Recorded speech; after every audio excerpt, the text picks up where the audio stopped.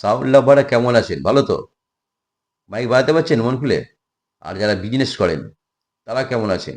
লাখ লাখ টাকা খুইয়ে টাকাটা সব ঢুকে গেছে তো? কেন? সরকার চেঞ্জ হওয়ার জন্য এটা হয়েছে। সরকারটা এখন এসে দেখাচ্ছে যে আমরা এসেছি।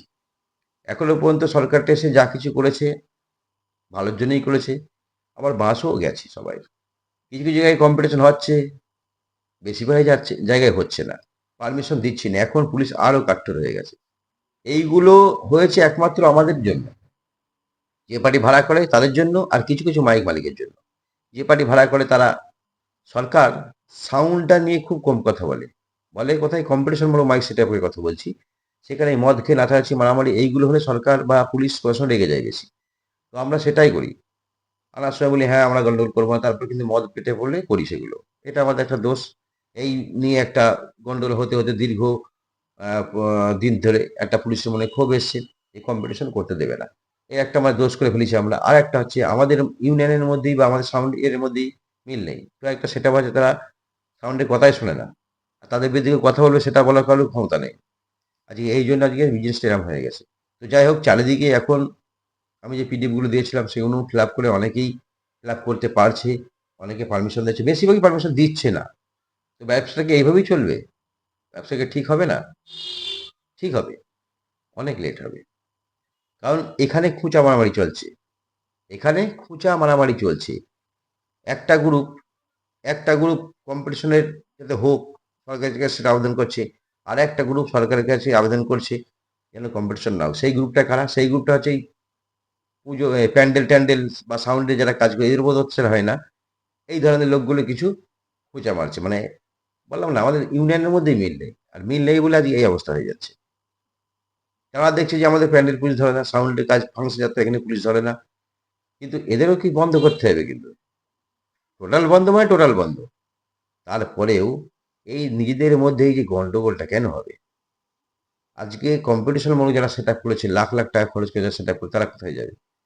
সরকারকে তো এটা বোঝাতে গেলেও সরকার ক্ষণিকের জন্য বলছে, তারপর কিন্তু আর বলছে না। তখনই ব্যাপারটা বুঝতে পারলাম যে তলায় খেলাটা কি চলছে। এই ধরনের খেলা করতে গেলে লাভটা কাদের? ক্ষতি তো উভয়েরই। উভয়, তাই না? এই বড় বড় সেটআপ যে বাড়িতে পড়ে আছে, পুলিশ ধরছে, অত্যাচার করছে, কোথাও পারমিশন দিচ্ছে পুলিশ। যেই বাজছে সেখানে গিয়ে পুলিশ অত্যাচার করছে। কারণ যখন পারমিশন নাই তখন তো 60 ডেসিবেলের নিচে রাখতে হবে। 10টা পর্যন্ত বাজাতে হবে। ঠিক আছে 10টা পর্যন্ত বাজাতে হবে। কিন্তু একটা বড় সেটআপ নিয়ে 60 ডেসিবেলের ভিতরে তো বাজানো যায় না। যেই বাজানো হচ্ছে তখন এই বাদ দেবো পুলিশ পারমিশন দেবে। দিয়ে দিল। পুলিশ পারমিশন দেওয়ার পরে পুলিশ গিয়ে অত্যাচার করছে কেন? আপনারই পাশের থেকে থানায় ফোন করা হচ্ছে। পাবলিক যখন থানায় ফোন করবে যে আমাদের একটা মাইক সেটআপ বাজছে, অসহ্য জোর বাজছে এবং আমরা থাকতে পারছি না, তাহলে পুলিশকে হাজার পারমিশন দিলে পুলিশ এসে সেটাকে অ্যাটাক করবে। এটা করবে স্বাভাবিক।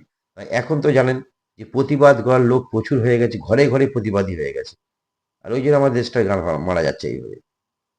তৃণমূল মাইক আনছে গ্রুপ, বিজেপি খোঁচা মারছে, বিজেপি মাইক আনছে, তৃণমূল খোঁচা মারছে।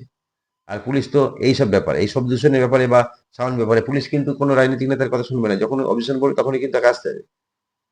আসতে হবে। বেশিরভাগ জায়গায় এইটাই হচ্ছে। এইটা হয়েই কিন্তু আমাদের মাইক সেটগুলো পারমিশন পাওয়ার পরও এখানে বাজাতে পারছে না। তো এইগুলোর জন্যই এখন সমস্যায় আছে। দেখা যাক কতদূর হয় সমস্যা সমাধান। ততদিন পর্যন্ত আমাদের এভাবেই চলতে হবে। সহ্য করতে হবে, ধৈর্য ধরতে হবে। আর এই যে অনেকজন বলছিল স্ট্রাইক করবো, ফাইক করবো, দেখুন এরা স্ট্রাইক করতে পারবে না কখন।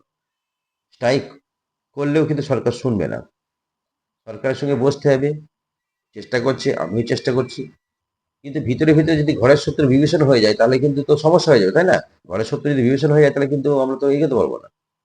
তারা শত্রুতা করছে, করি বা কি লাভ হচ্ছে বুঝতে পারছি না। যাই হোক, সবাইকে একত্রে থাকতে হবে।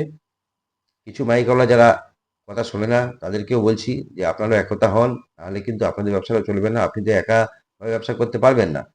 আর পাবলিককে বলছি যে আপনারা যখন মাইকগুলো বাজাবে ভদ্রতাভাবে বাজাবে, গন্ডগোল যেন না হয়, মারামারি যেন না হয়, সেইগুলো দিকে খেয়াল রাখবেন। ভালো থাকবেন।